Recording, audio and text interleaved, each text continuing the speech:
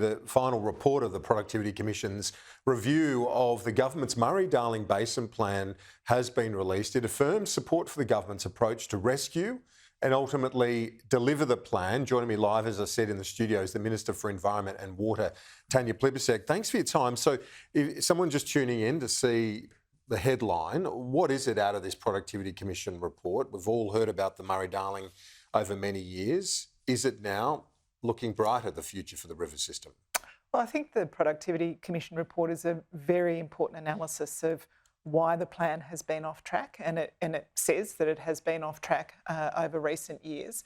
But it is a endorsement of our Restoring Our Rivers bill at the end of last year, and says that setting aside more time and more money, more options, and adding more accountability to the delivery of the Murray Darling Basin Plan is important. So I would say it's a pretty strong endorsement of the direction we're taking to deliver the Murray Darling Basin Plan. We've had so much rain in recent times. Does it breed a sense of complacency around the need to deal with this, or does it make it easier in terms of buybacks and so on?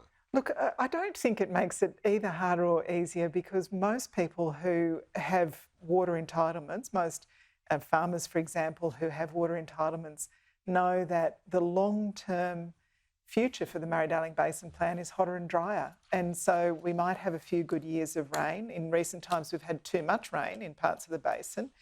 But the long-term future for the basin is that it will get hotter and drier. Water is a precious resource for the communities that rely on the Murray Darling Basin Plan for their drinking water, for their industry, for farming, obviously.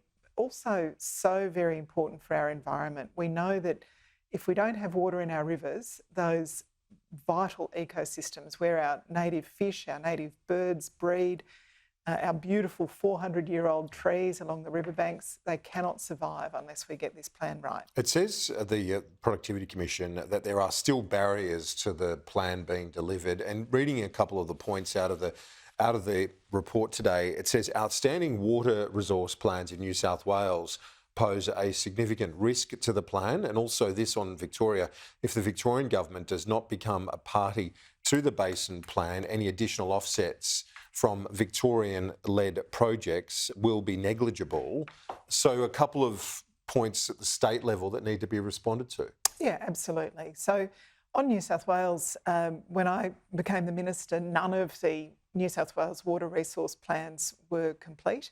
It is extraordinary that under 9 years of the previous coalition government, nothing had been done to bring New South Wales to the table. We've got half of the water resource plans accredited now from New South Wales. We're working on the others very closely with the New South Wales government. And there's a strong sense of cooperation now to get those other plans finalised. Now, this is really important. So that can be dealt with? Yes, yeah. And I mean, this is really important. I know that people's eyes glaze over when we start talking about water resource plans. Until we have water resource plans in place, the Inspector General of Water Compliance can't do his job to make sure that New South Wales is doing its job to deliver water for the plan. When it comes to Victoria, look, I can't really explain the Victorian government's position. They have consistently said they don't like water buybacks. Well, neither does New South Wales. But as the Commonwealth Minister, I am responsible for delivering on the plan, and voluntary water purchase will be part of delivering this plan. And it's all voluntary, as you say. Of course, it's all voluntary. That's the key, isn't it? It's all voluntary. And what's weird about this is the Victorian government is fine for one farmer to sell water to another farmer. They're fine for that to be sold across different river valleys. They're fine for the Canadian Public Service Pension Fund to buy that water, for anybody else to buy that water, but not the Commonwealth, but not the Commonwealth government to use for environmental water. It just makes no sense. Yeah, well, it certainly doesn't make sense. Do you have any hope that you can shift their position on it? I believe so. We're in productive conversations. Okay. The industry, now just on this report today about a recycling tax, so the recycling industry is urging you to carve out cardboard and paper from new regulations. Is this something you're open to? No, it's a nonsense story. I mean, The rules around recycling paper and cardboard were developed by the Morrison government in 2019. This has been coming for a long time. So you haven't ambushed the industry, as they say? No. Well, I don't know. It's a pretty slow ambush, 2019. And what the previous government said at that time is Australia should be dealing with Australian rubbish and we should be doing more recycling in Australia. The problem was they didn't set up any sort of system to achieve their objective, which was to recycle Australian paper and cardboard here. So since coming to government, we have been building recycling infrastructure. We've now committed across Commonwealth, state and private sector over $1 billion to recycling infrastructure. We have increased recycling capacity in Australia by 1.3 million tonnes.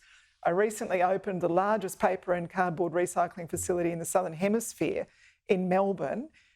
We've got the infrastructure. We shouldn't be exporting our rubbish overseas to be dealt with. Wherever we can possibly do it here in Australia, we should do it here. So the levy only applies if people are taking their cardboard and paper overseas to be recycled. They should be doing it here and then they don't have to pay any levy. And by the way, this levy's not in place yet. This is something we are discussing with the industry. Right. And it was developed in 2021 by the Morrison government. So 2019, the policy came into effect. 2021, the previous government said there would be a levy if you kept exporting our waste. There's no surprise here. This is a long time discussion. A slow ambush, as you put it. Very slow.